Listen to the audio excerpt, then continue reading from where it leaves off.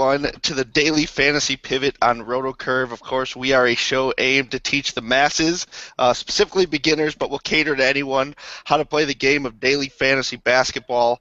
It's going to be a fun one today. I'm still here from vacation live in Arizona. And if you've been following me on Twitter today, I've been on a bit of a drinking binge once again. So, what I say today, don't hold against me in a court of law.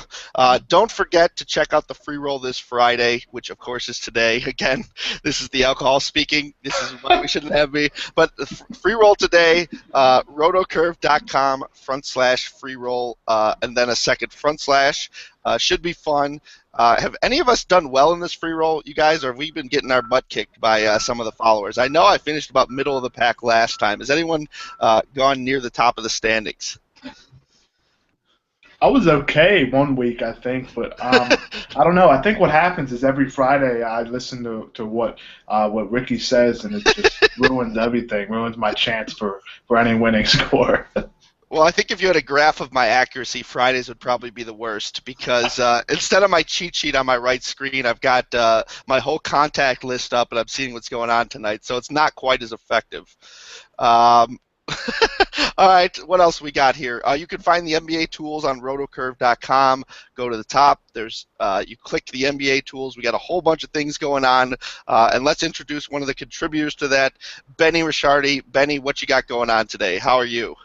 I'm doing pretty good. I actually have a whole bunch of stuff going on. I won some tickets to some qualifiers, fantasy draft on DraftKings as well. So I didn't start making almost any lineups. I still have my place saver in from this afternoon, so I'll have a lot of stuff to do when we get off the air here at 6. Yeah, I think it's worth mentioning we got a gigantic tournament tonight on Fantasy Draft. Sign up through the RotoCurve link, which I think you could find at the top of RotoCurve just about anywhere. $40,000 contest tonight, so it's actually a monster payout, which we haven't had in a while since football. I think it's $3,200 first prize, so don't forget to check out that. Check out the free roll. You can win all kinds of money tonight. And Nick, is there a player you'll be looking to tonight to win all that money, or what kind of strategy you got for us tonight? Coof. No, Costa Kufis for sure in all my lineups. I can't. I'm telling you. I don't know where some of these names come from these people. I just... I have a feeling we're going to have a heated Costas Kufis debate later on today. I'm going to pronounce it correct about 0 times total. There's no doubt.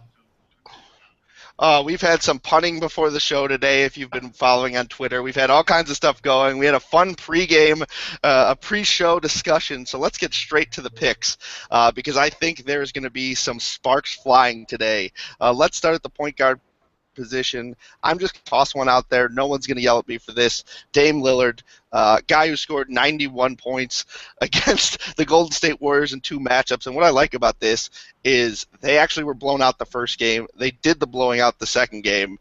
So basically any outcome, Lillard has showed that he can produce. I mean, he shot 54% in those games. So Lillard, an absolute monster. Josh, who do you like tonight? I like Lillard as well, and he's the guy I'm choosing between those 3 stars at point guard. But the problem is tonight with all these options, I think there's a chance that you can go mid-tier and kind of make a nice lineup. Of course, with all the value, and I'm sure Nick, Ricky, and Benny are going to talk to you about the cheaper guys. I think you can fit some of these top stars like Anthony Davis, guys like that. But at point guard for me, Lillard is the guy that I would spend on. But the cheaper guy I'm looking at there as a middle-priced option is actually cheaper on some sites than he is on others, but I really like his matchup, and that's Ish Smith against the Brooklyn Nets. The Nets are 26th against opposing point guards. Ish has 32 FanDuel points, 34 FanDuel or DraftKings points or more in 5 of his last 7 games. And with Big Ja out now for the season, we just saw he tore his meniscus, that usage rate for him is going to go way up. We know about his assist rate. We know about the pace that the Sixers play at. And in a great matchup against Brooklyn, I'm definitely going to be targeting him tonight. Oh, there we go. Benny was frozen for me for a little bit, but he's back. Benny, what do you got for us at point guard tonight? Anyone that will get Collacchi going, preferably? Well, I mean, you guys talked about Lillard already, so I'm not going to beat that horse, but I like him a little bit too. 78 and 70 DraftKings points the last two times against, Golden State. So he's definitely in play for me. But you could probably get some of these guys that are a little bit cheaper at much lower ownership. We got guys like Rondo, who's playing without Boogie. In his last 6 games without Cousins, he's gone for 37, 22, 47, 42. 55 and 62, and that one game of 22 was when they got blown out by Golden State, and he played horrible. So I think that he's in for a big game tonight. Probably get 40, 50 fantasy points out of Rondo. I don't even think that's asking too much out of him. I also still like Drew Holiday a little bit if you're looking to save some money from Lillard. I mean, we found out earlier today that Norris Cole is going to be out again. I think that's right. Right? He's definitely out now, or is he still listed as doubtful? I think he's doubtful, but doesn't look good. Okay, so if you get him out again, remember last time there were really only 2 guys that took any shots on that New Orleans team. It was Drew Holiday and Anthony Davis who, basically were doing all the shooting. The other guys were just out there to, kind of play some defense, grab some rebounds, and hit an open shot if those 2 guys got double teamed. So I still think he's going to be taking a ton of shots. I think you get a lot of points out of him. So I do like Lillard. I have him on a lot of lineups, but I think these other guys are viable and definitely people I want tournament exposure to. I'm glad you touched on Holiday because I know Collacchi has a counterpoint to that. Collacchi, do you want to touch on why you're not fully on board with Holiday tonight? Basically, what Holiday has without Eric Gordon, without Norris Cole, is elite usage percentages, elite assist rates, and I think he's going to be a safe play for cash games in a lot of games. But tonight, I just don't see him being trustworthy in cash because I think this is a game that Tony Allen could potentially defend him. Now, I know Allen's usually a guy that defends the top player on the wing, but who's he going to defend? Dante Cunningham? No, we're not going to see Lonzo Gee come off the bench and drop 30. So I think this could potentially be a game where Allen gets stuck on Holiday for a little bit just because of the lack of better option to defend. And for that reason, I actually like Tony Douglas a lot more for his price. I do think that Holiday is a tournament option because like we always say, if there's a little bit of variance and Tony Allen doesn't defend him, boom, you're looking at a guy like Drew Holiday at just 8,000 to just completely go off. But for me personally, I think Tony Allen will be on him, and that's the reason why I can't trust him in cash games, especially with all the other options tonight. I kind of disagree with that point. I don't think Tony Allen's going to be sliding over much and playing point guard. I mean, they did sign this kid. I'm trying to think of his name, Weber from the D League. So they will have Briante Weber. Briante, that's it. And McCollum, I don't think his deal is finalized, but I guess there's a small chance that Ray McCallum, signs on with them tonight and plays some point guard too. So I don't know. Even if they don't, I mean, Tony Allen's. I think Drew Holiday's too quick for him. I don't think it's a great matchup. I think they'd rather, put him on a guy where he can succeed and just shut down Tony Allen. Or excuse me, shut down Douglas, as opposed to focus a lot of his time on Holiday, because I think Allen's aging, Holiday's one of the quicker guys, and I think even if Allen is shutting him down, Holiday still has some potential in the other categories. You could get those 10 assists to Anthony Davis on the pick and roll, who's got a great matchup. I still think he'll be feeding him the ball a lot, so I'm not 100% sold on fading Holiday, especially in cash. Nick, who do you like? Have you heard names that you like, or is there someone that we haven't touched on yet? Yeah, I'm locking Lillard and Holiday into my cash lineups for sure. I mean, those are 2 guys I've hit on so often today. I mean, I'd like to pay up for Curry or Westbrook, but I just don't think it's going to happen tonight if I'm going to pay for Durant, and I think Durant's the star I'm going to pay up for. So I really like Lillard and Holiday as a couple cheaper options. There you go. I'm not scared of Tony Allen's defense. I mean, this dude's like 45 years old. And the Grizzlies have no rim protection. Holiday should get plenty of layups. So I'm completely fine with him. Yeah, I agree with you there. I've been saying that actually for a few weeks, is that Marc Gasol actually is the bigger loss than Allen is a defender, because part of why Allen was so good is he could cheat a little bit because he knew he had a defender to help him out at the rim. Now without that, he's kind of lost in space, especially against a guy like Holiday. Is anyone on board with C.J. Watson tonight with Elfrid Payton out? I mean, we're looking at some cheaper options at the position. This probably isn't the position to do it, but for tournaments, can you guys get on board with that, or are you just too anti-Skiles to even deal with it? Benny, why don't we start with you? Yeah, I mean, Who'd you say? I C.J. Watson. Yeah, I think I'd rather roll with like a Tony Douglas if I was going, or I'd even rather take a Jose Calderon honestly than Watson. He's not even. The way I look at it is, I think that Brandon Jennings will get a few minutes, and I also think they'll go with Oladipo a little bit at the point guard spot. So, I'm not gonna endorse C.J. Watson. He's definitely not somebody I'm playing tonight. There you go. That's all for point guard tonight. I think it's pretty straightforward. I do like Westbrook a little bit more than you guys have been saying, especially on DraftKings and Fantasy Draft. I think he deserves to be in a tournament lineup or two just in case the T-Wolves stay in it. And I mean, this is a guy who could triple-double in any matchup. So you do want to have some exposure to him. I do like Ish Smith I want to hit on. But I think, Drew Holiday, Rondo, you guys kind of hit on the guys that I really like. Let's move on to shooting guard because this is bound to be our first major dispute. I'll let you start, Nick, with some of the guys that you're on, but I think by the end of this segment we may be choking each other out. Yeah, I know. My theory is always play Harden, but I just don't think I'm going to do it tonight, and I'm really scared of that because like Harden can always drop 65, 70 on any given night, and he's way up in pace, but I think he could turn the ball over 7 to 10 times, and I'll take away from his points especially on FanDuel where I play, where they dock you 1 point for each turnover. So I think I'm going to roll with Oladipo, like Benny mentioned earlier. He could run the point some more. I think the offense is going to run through him like it did against the Lakers when Elf Payton got benched or something. Whatever Skiles did, he was running the point. So I think Oladipo's a lock, and then I'm looking at Tony Allen or Lance Stevenson for the Grizzlies. I don't think that Briante Weber guy is going to play too much. I mean, Stu was terrible in the D League anyway, Yeah. So I think he's going to play maybe 10 to 12 minutes. So I think Lance could run the point guard. So I love him as a high upside tournament play, and I might even use him in cash. Yeah, I saw he was averaging like 10 and 4 in the D League. So if you're expecting that guy to come in and be your starting point guard, play big minutes, I think you got another thing coming. Benny, who are you using at shooting guard? And then we will get to some of my plays, which should spark quite the debate. Benny, who you like? Yeah, I think Oladipo is definitely the guy that stands out the most to me, so I'll have exposure to him. And then from there, I like the call on Lance Stevenson. I agree. I think he sees some time at the point guard spot tonight. Even if you take away the last two games where they've had so many injuries, he was still playing like 22, 23 minutes a game and getting you 24, 25 fantasy points. So for below 5K, I think he's still somebody you can look at, especially with him getting a bigger role today and having a little more upside. Also like Etuan Moore, where he's cheap. I know he's only like 4,200, I think, over on DraftKings tonight. And again, they're playing without Rose likely. They're definitely without Jimmy Butler. His minutes have ticked up. We've been seeing him above 30 minutes. So if I only need 25 to 30 points out of him, I definitely think he can get it.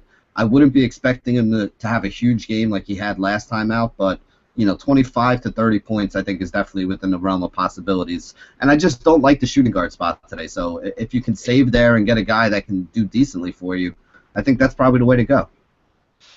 Yeah, and I just want to start by saying I'm not overly crazy. I mean, I do like Oladipo. I think he takes on more of the ball handling duties. He's gone from 30 to 30, almost 7 fantasy points a game without Peyton, so we know he's going to handle more of that. Same with Stevenson. I mean, I think the way you put it the other day with JaMychal Green is like everyone's out, so he's got to play by default. Well, basically everyone at the guard position who can handle the ball is out, so Stevenson's going to have to handle the ball by default. So I think it's the same kind of situation at a different position. But now I'm going to start going crazy. I like Evan Turner a whole lot tonight, and I know someone on this show is going to disagree with that, but let me give you the reasoning. I think it's going to be a pretty fast-paced game between two of the NBA's 7 fastest-paced teams. You look at 4 games this month, which is pretty recent sample. Turner ranks 4th on the team in fantasy points per game and 4th in minutes with over 32 per game. So if you're worried about his inconsistency, he's been playing a lot of minutes. The Houston Rockets allow, let me get this correct, the 23rd, so the 8th most fantasy points to opposing shooting guards. But if you look at Evan Turner, you go to NBAWowie.com where they show you some of the lineups. Turner actually plays a majority of small forward. I mean, his 2 most common lineups in like 3 of his top 5 lineups, he plays small forward along with Bradley and Thomas or Bradley and Smart. So you're really getting a small forward, and Houston ranks dead last in fantasy points allowed to small forwards in what should be a fast-paced game and what he should play 32 minutes. I mean, he's a mid-tier price. He's 400 on Fantasy Draft, 5,000 on DraftKings. I think there's plenty of value there, and I think Josh Collacchi disagrees with me, and I can't seem to figure out why. So why don't you explain why you hate winning? Well, I think I have an irrational dislike for Mr. Evan Turner for obvious Sixers reasons. But another reason why is, of course, I do the FanDuel write-up each day for RotoCurve. And when I look at that, his price, it's $5,800 there. So that's a big difference from $9,400 on Fantasy Draft, from $5,000 on DraftKings. So that's probably the main reason why he didn't stick out. And another reason for me, I think a guy like Evan Turner sometimes plays third fiddle to handle the ball a lot of the time. Now the thing is, with Isaiah Thomas on the floor, if we talked about earlier how Tony Allen defends probably the best ball handler tonight, I think so. If Avery Bradley doesn't defend, or rather not Avery Bradley, on the other side of that, if Evan Turner is the guy that comes off the bench and handles the ball, he's going to be a decent play. But for me, I just can't necessarily take that risk at $5,800. Now another guy I wanted to talk about while we're on the topic of the Celtics, Nick mentioned him before, and I'm also on board with starting James Harden in cash most of the time, but not tonight. I just can't do it. This morning I was looking up his history against Avery Bradley, and it's really not good at all. It's not even close to average, really, for his price. He's $11,000 on FanDuel. He's a little bit cheaper on DraftKings and Fantasy Draft, but in 6 career games with Houston against Avery Bradley, he only has one game, James Harden being that guy, over 32.7 FanDuel points. The rest of them are in the upper 20s, low 30s. He has one game in the teens. Avery Bradley has really had his number. The last 4 games, Harden's is 19 for 63 from the field. So for me, on a slate like tonight, where you could spend up at pretty much any other star, I just can't see why anybody would want to play James Harden. You guys on board with that? Yeah, totally. Totally on board there.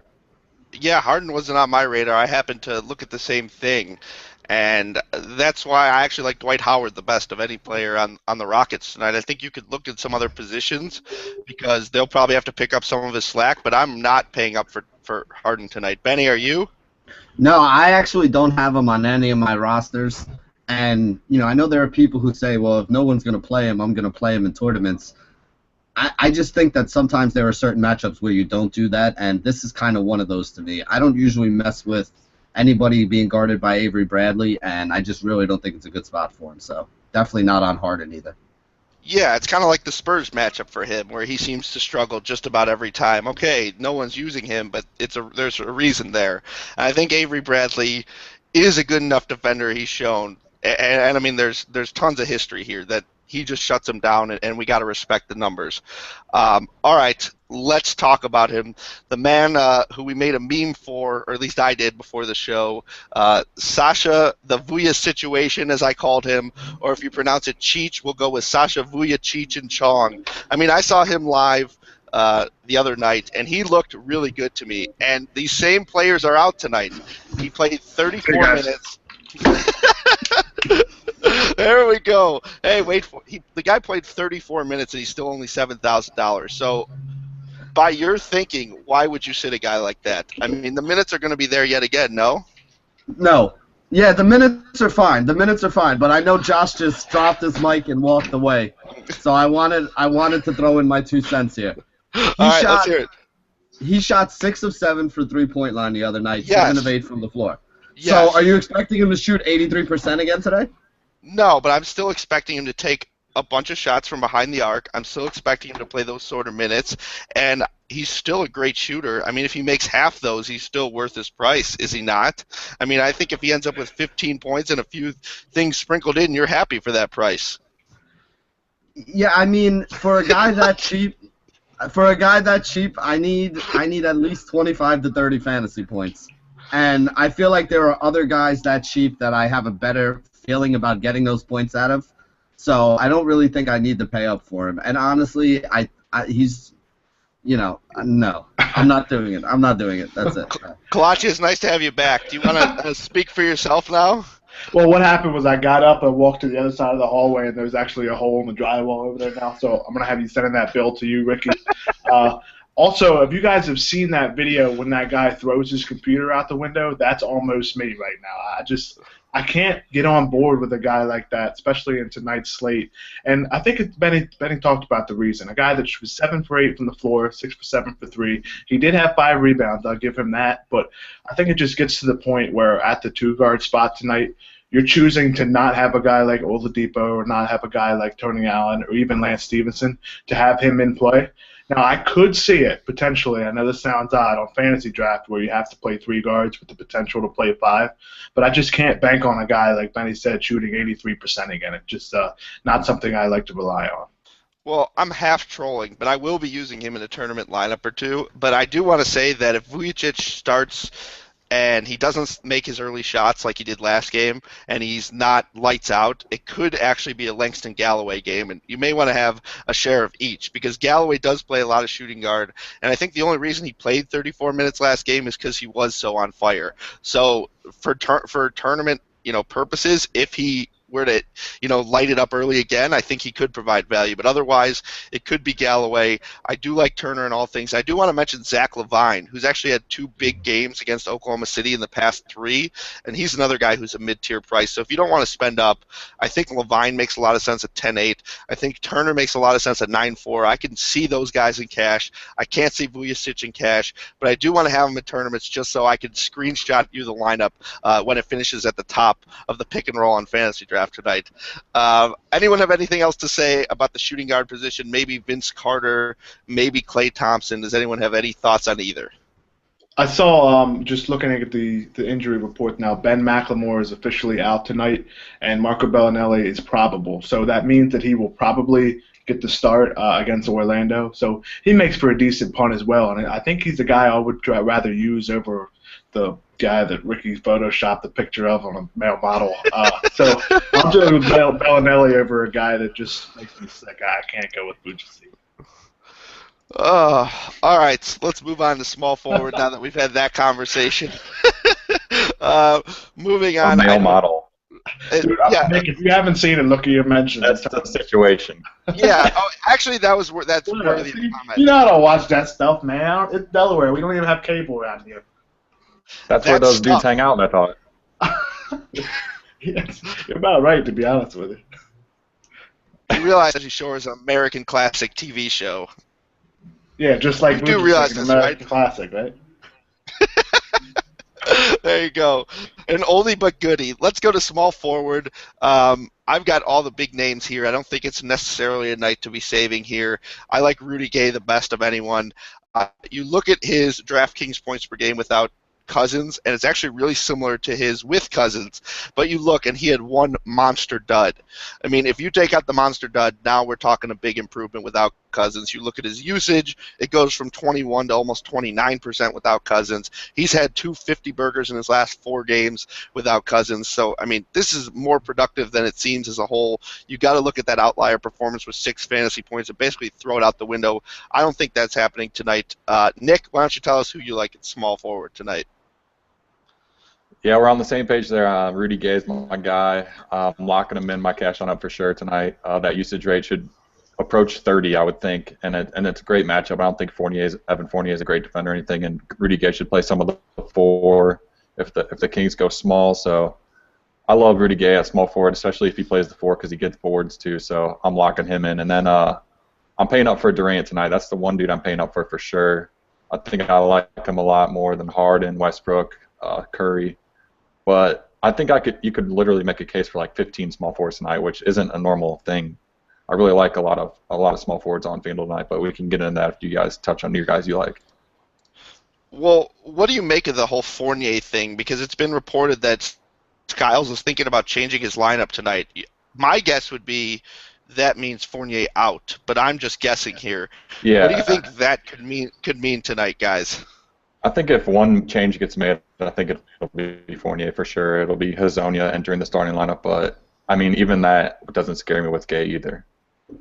Right. No, of course. We just want to make sure we're accounting for him. Yeah. Because, I mean, I think, what was it, maybe last week or the week before, we were all on a bunch of Magic guys, and then, of course, he sat them. So you always got to be worried with Skiles what the rotation's going to look like. I mean, what guys on the Magic are we feeling good about tonight, Collacchi?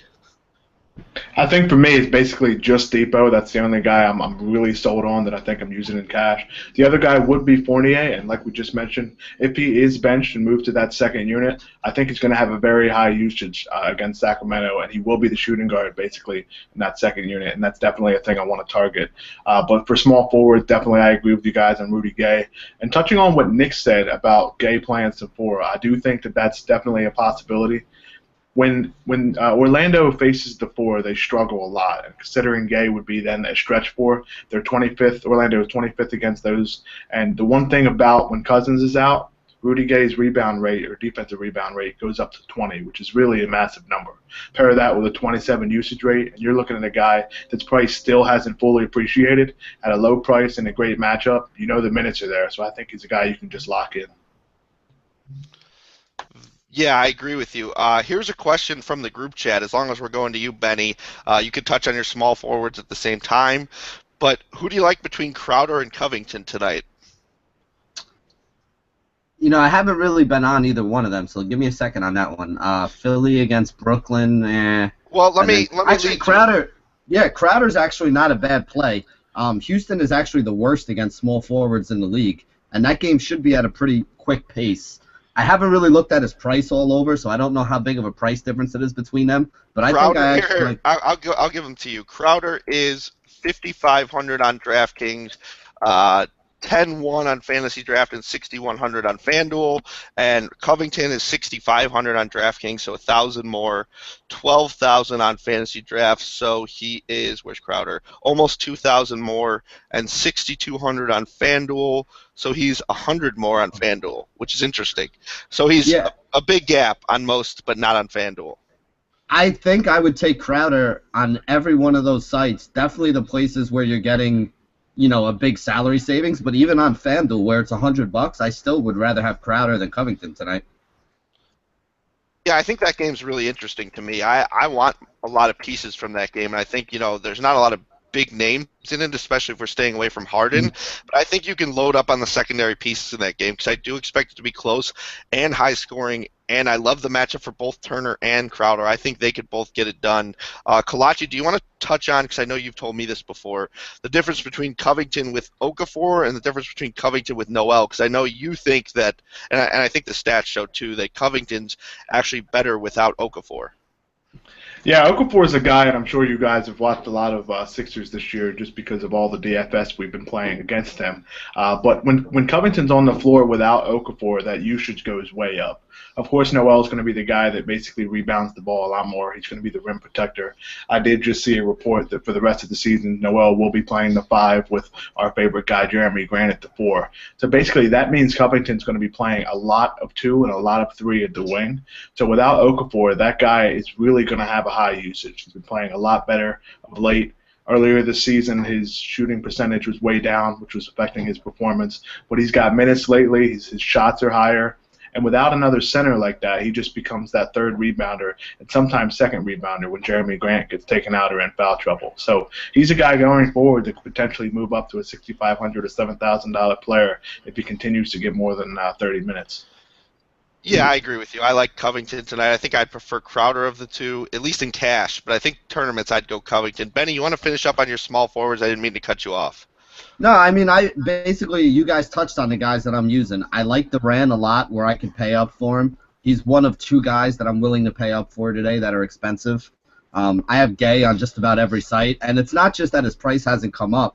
He's like really, really cheap in some spots. DraftKings, I think you're getting him at like $6K, that's just absurdly cheap especially for the situation and the matchup and everything that he has tonight. And then depending on what site you're playing on, there are some sites where Lance Stevenson and Tony Allen and guys like that are actually listed as small forward too. So I think I had a little bit of Lance on some of my DraftKings lineups tonight. So he would be the only other guy I'd want to talk about. Yeah, Matt Barnes has played 33 minutes in each of the last 2 games, but I think, 5,300 on DraftKings. I'd rather Lance Stevenson for much cheaper. I think he's going to have more involvement in the offense. And one guy I want to touch on, if you have to choose between Gay and Gordon Hayward, the choice is Gay, but I think Gordon Hayward is a guy you could pair with him if you need a mid-tier forward. Washington struggles against small forwards. Obviously, we always talk about Utah playing up in pace because they're the slowest paced team. So not only is it a hole in the defense, it's a much faster pace. I think his price is on DraftKings is probably too high for me at 6,900, but 12-3 on Fantasy Draft. I think he makes a lot of sense in both formats with a guy who's probably got a safe floor, and if all things go right, he can blow up. We touched on pretty much all the others besides Carmelo Anthony against the Clippers. I think without Lance Thomas and Aflalo, more of the offense is going to go through him. It's a bad matchup, but we've consistently seen Kevin Durant take advantage of it with them playing up in pace against the Clippers. So I don't think I'm worried about Carmelo Anthony either. The DVP says stay away, but I think without those two guys, he's going to play a ton of minutes. He's by far their number one option on offense. They've basically been playing with Porzingis' minutes, where you can't even predict if he's going to be at 20 or 35. So, if he's at 20 minutes, there's a lot of lineups where it's Melo, Calderon, Vujicic, the savior, and a bunch of other guys who are look at Collacchi's face, everyone. He just went nuts. But, it's Carmelo and no one's on offense. So I think he's going to have to score by default. I think he falls into 40 fantasy points even in a bad matchup. Anyone have any other things to say about either Vujicic or the small forward position? It's quiet every time you mention his name. It's just the only other guy I wanted to touch on actually at the 3 was a guy that's eligible at small forward on FanDuel, somebody that Benny mentioned. So, Benny, you want to tell everybody why you like Mirotic, or should I just take it? Oh, he's small. I actually have him as a power forward. He's small forward on FanDuel. Yeah, so there you go. That adds an additional. Because if you're looking at 2, you can go Durant and Mirotic over there for cheap. Okay, yeah, no, I definitely like him. He's up to 28 minutes. He came back 3 games ago. He's been active for 3 games. Had like 14 minutes his first game back. Then he went to 19. Then he went to 28. And you saw Taj Gibson take a hit in his minutes last time.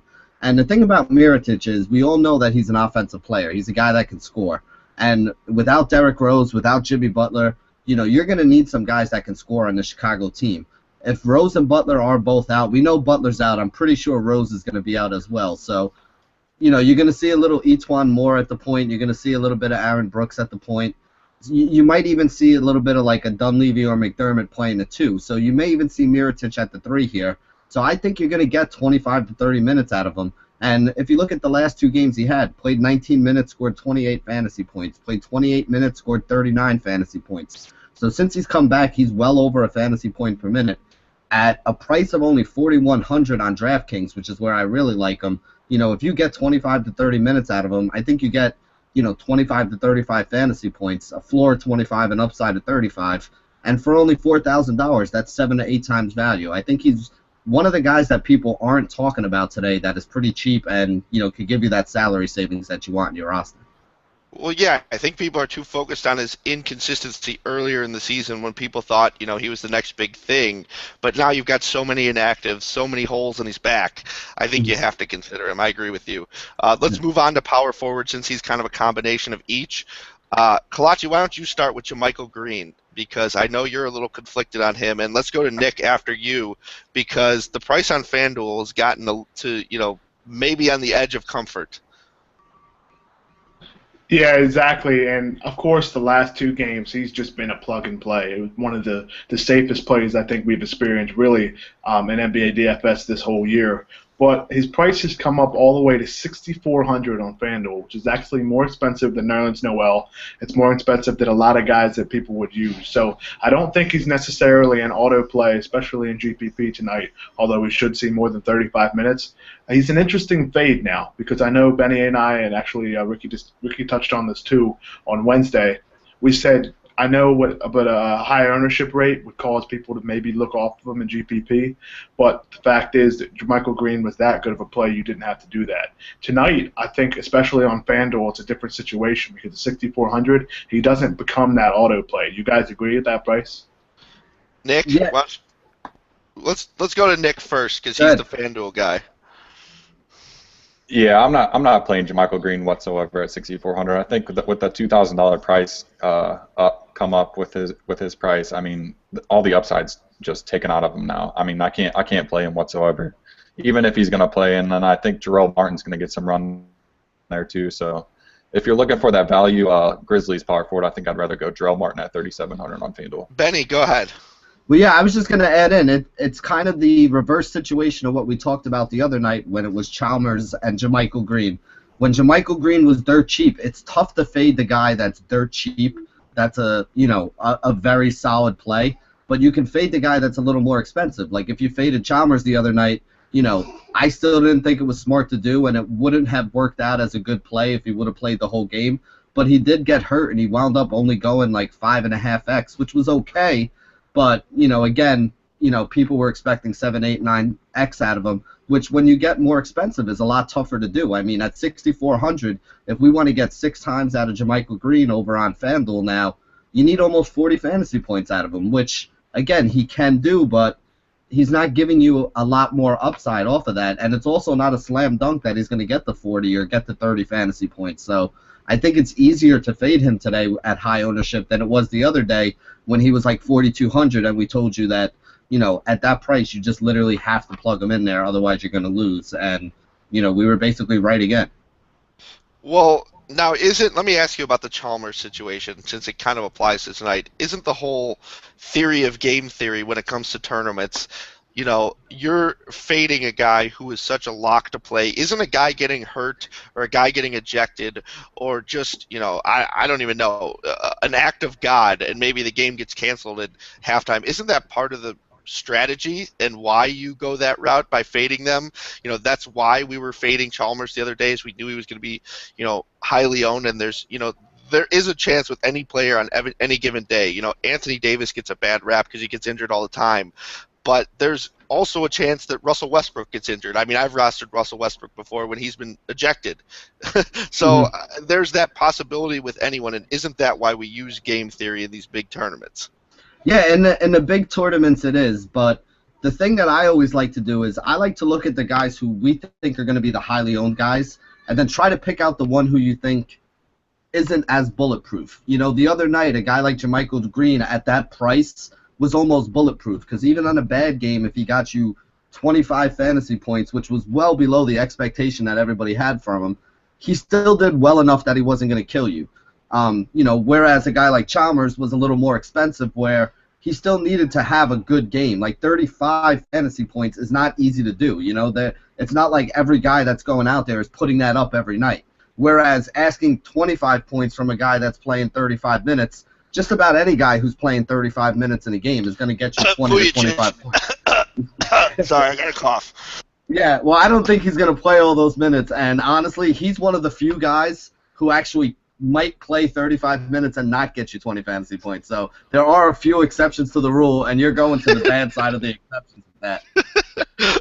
I'm just giving you guys a hard time. I'm not actually playing him that many places. I just like getting a rise out of you guys.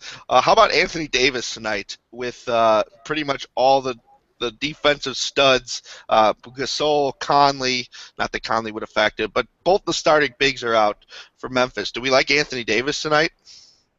Definitely. He's a guy I think is my favorite play on the night, but I just can't necessarily trust him in cash because he does have a lot of games he starts but doesn't finish, and at that price on this big of a slate, I'm not sure I can trust that. With that being said, if the only thing that's preventing me from using him in cash is because of his injury history. The guy's got a great matchup against JaMychal Green or Jarrell Martin or even Matt Barnes, who could play some for. He has an insane usage rate right now because it's really just him and Drew Holiday. I know we talked about Tony Douglas earlier, but he's not a guy that's going to take 15 to 20 shots. So Anthony Davis could be the guy that has the highest usage rate on the night, and with that comes a whole bunch of points.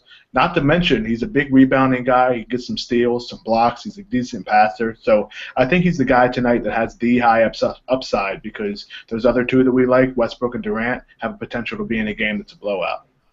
Yeah, I think it should be noted that Davis in 3 games this year, his first game he had 61 fantasy points, 44.5, and then almost 43 on DraftKings. Marcus Gasol played all those games. And we know that Davis switches over when Ryan Anderson comes in. So there's going to be absolutely 0 minutes with him on what I consider a good defender, which I think enhances his matchup a lot. And I think, we use game theory for tournaments. What about game theory for cash? Because, he's going to be so low owned. If the only argument against him is, okay, he could get hurt, in this matchup, don't you have to consider him for cash back? Yeah, the only reason I'm not using him, like you said, is just that injury. But I do think, and I can agree with the fact a lot of people say you can't expect that to happen. If it happens, it happens. I do agree with that, but it's just the fact that it happens or tends to happen more often with him. But like you just said, if that's the only reason to not play somebody, I can't fault you for going against that and playing him in your cash games. Yeah, my I New Year's. don't think we've. Go Go ahead. I was gonna say my New Year's No, go ahead. resolution. My New Year's resolution was not to play Anthony Davis in cash, as all the guys on RotoCurve know that follow me. I have actually broken that, and I'm gonna explain the reason why. I mean, we hit on it a little bit when we talked about Drew Holiday earlier. They just have nobody left, so all the shots are being taken by two guys. You either have Drew Holiday chucking up shots or Anthony Davis chucking up shots. So if one of those two is going to be chucking up shots, you're going to get some upside out of them. So I haven't played Davis in cash since Christmas, and I've been very happy with that fact. I think I only missed like maybe 2 or 3 upside games with him. I think this could be the 3rd or 4th one. So I have no problem with him in cash, and I also have him on a lot of tournament teams. Him and Durant are the only 2 guys that I paid up for today. Well, Benny, your New Year's resolution lasted over 2 months. That's a good thing, right? That's more than most of them. I know it's better than mine. Yeah, last year I gave up. I quit smoking, and that lasted about 6 hours until I woke up in the morning. So. Yeah, mine was not to eat carbs until I ordered fries later that night. So mine lasted about as well as yours. All right, let's go to how about this game that we haven't talked about that much? Brooklyn and Philadelphia. They are playing, right? Yes, Brooklyn at Philadelphia. I think, if some of the guards for Philadelphia are in average value there, we already like Ish Smith. But how about these forwards, or at least listed as forwards? Thaddeus Young and Nerlens Noel. I think they're 2 of my favorite plays on this slate. Thaddeus Young in what's going to be a revenge game, although it's a little bit of, extended out and probably not, anything that gets him pumped up anymore against such a horrific team. But his usage has been up since Joe Johnson's been out. He's actually been really consistent. And Nerlens Noel, if he's playing the 5, I mean, there's no one lazier on the boards, or maybe just slower than Brook Lopez. And I think, against either Lopez or Thaddeus Young or whoever's guarding him, he's got the advantage in the matchup. This could be one of those games where not only does he put up some points, but I think he out-athletics both of them, and theirs could be some blocks and steals in this one. I mean, Noel could have 45, 50 fantasy point upside, right?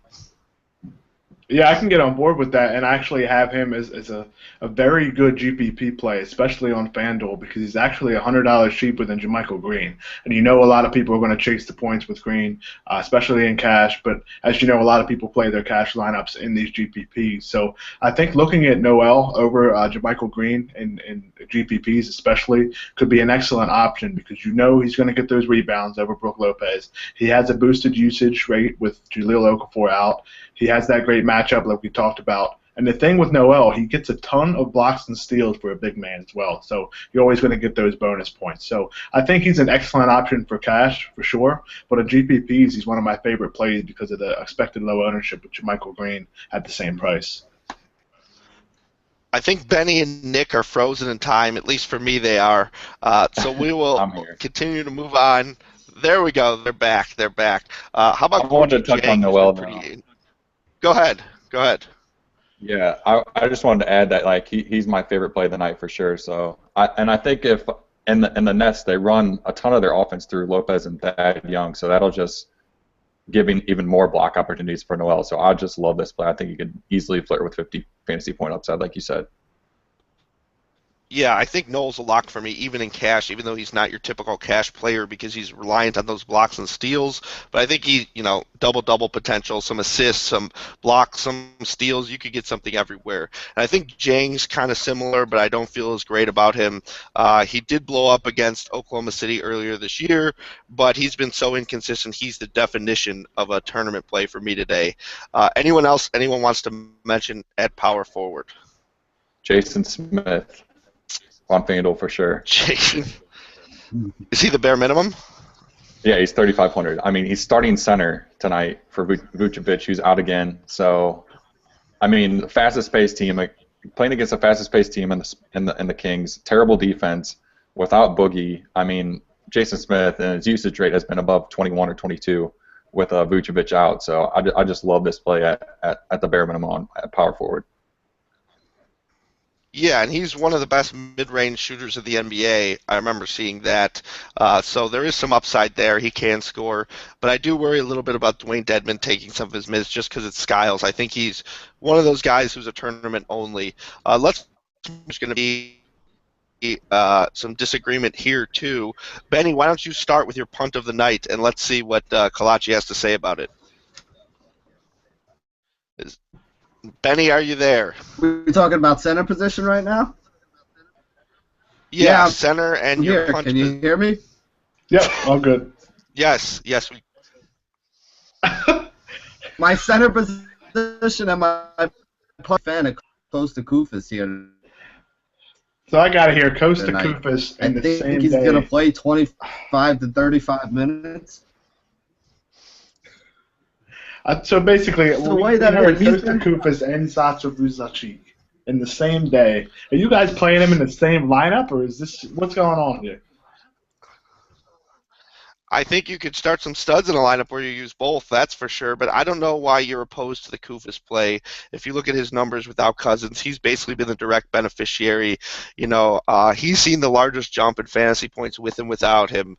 And, I mean, his minutes are basically solidified. I don't know if they all of a sudden decide to go to Cauley Stein, but I can just look at the history. Koufos, even though that's not what I would have done, that's what George Karl's been doing. And so with Cousins suspended, I think Koufos at the bare minimum is going to give you bare minimum production even in limited minutes. I think he's a lot safer than Vujacic for sure. I think the thing that I was looking at with Koufos is he really hasn't played a lot of minutes at all lately. Now, I know Cousins has been playing, so that changes things. But for me, I do think that they're going to go with Cauley Stein more at the center. Of course, they're going to have guys like Rudy Gay playing the 4. So that basically, to me, means that Koufos could be the odd man out. I remember earlier this year there were a couple games where Cousins was either suspended or he had missed because of injury. And last year as well, Koufos just ended up starting. He got 8 or 10 minutes, didn't do too much, ended up sitting. So for me, I don't think I'm going to go with him as my punt with some other punts at different positions. I think that's the main reason why I'm not on him, because I don't think he gets as many minutes as some may like to believe. Yeah, and what about some of the other options? I mean, I think there are some upper echelon plays tonight at the position for sure. I mean, Karl Anthony Towns in what should be a pretty high-scoring game. I think you got to like him. I think Andre Drummond, who I sent you that spreadsheet earlier, you want to touch on especially his fantasy draft price, just what a bargain he is at this 14,100 price tag. Yeah, what Ricky did was we basically every day we kind of put a whole bunch of guys' prices from all 3 sites into one document, and we found that basically his price on Fantasy Draft at just 14.1 is so much cheaper than all the other sites. I believe he's 7.9 on DraftKings, and he's a whopping 8,600, which I still think is too low on FanDuel. So at just 7,100 on Fantasy Draft, if you relate to the same amount of percentage for the salary cap, he's a guy that you just can't ignore. I think we all agree that he's not our absolute favorite play of the night.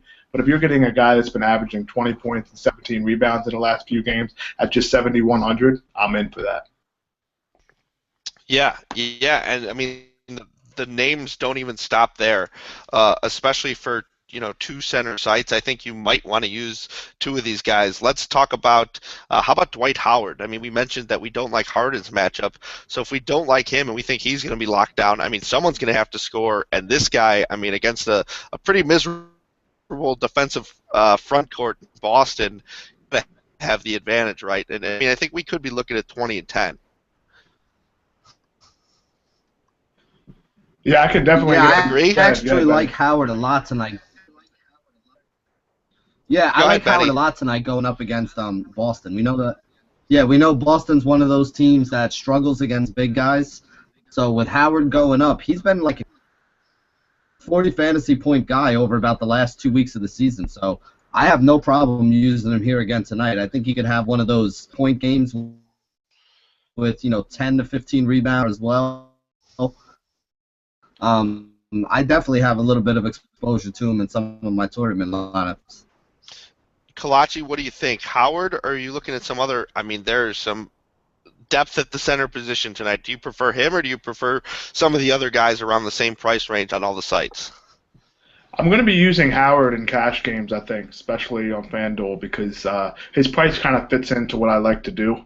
I know for sure that Howard's going to be that main scorer, I think, apart from Harden, but we did mention Harden's matchup. So I do like him against that soft front court. And another guy I think we need to mention here is Hassan Whiteside, especially with what he did against Chicago just, I believe, 10 days ago, over 50 fantasy points on pretty much any site you're playing on. The only thing with Whiteside is he comes off the bench technically, but he does play over 30 minutes. Sometimes he plays over 35. The only thing to worry about him is blowout potential, but in this game tonight, I don't think that's necessarily a thing to worry about. So I think Whiteside and GPPs with that upside you definitely want to look at. But for me, I don't think I can go with Whiteside in cash game just because you can have guys like Drummond and Howard for cheaper, and they do offer the same kind of production. Nick, it looks like we got you back. You got any center thoughts for us tonight? Yeah, I mean, I've been here the whole time, but you guys are like super delayed. I don't know what's going on. I think it's a mass problem here, but I like Robin Lopez a lot against the Clippers. He's going to be on the floor because DeAndre Jordan's going to play a ton. He's been crushing value on FanDuel at 5,600 a lot lately. He's gone over 28 fantasy points 7 out of his last 10 games, and he's gone over 30 or 40 a few times too. So he's going to get the minutes, and the Clippers are 28th in rebounding. So I love Lopez tonight if you're looking for a cheap center. Yeah, and I actually like his brother, Brook. I think this is one of those cases where you might be able to get him at a low ownership because you look at his past history against Philadelphia, and I think a lot of people will, and it hasn't really been too great, honestly. But, I mean, you look at their DVP, their last in fantasy points allowed to centers. I mean, he's got Noel against him now, who he's got a size advantage on. I think Brook Lopez could, blow up at his price. I think I prefer Howard better. I would definitely rather spend on him. I think I prefer Whiteside better, but I think he's one of those guys to mix in there. And I think DeAndre Jordan's another interesting name. Is anyone going to be using him just because of, how much he's picked up the pace without Griffin, or is he kind of just, behind the elite guys that we've discussed? I don't necessarily want to take a chance on him tonight just because of all the other options at that price.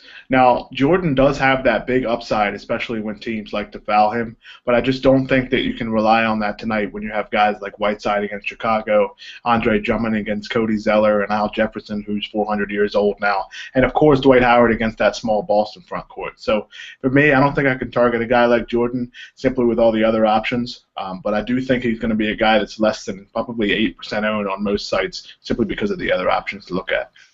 Yeah, I mean, you look at his price on Fantasy Draft, he's only 13.9% of your budget, where he's 15.4 on DraftKings. So I think that's the spot to deploy him in tournaments, just because that 2020 upside, 2020, a few blocks, that could win you tournaments.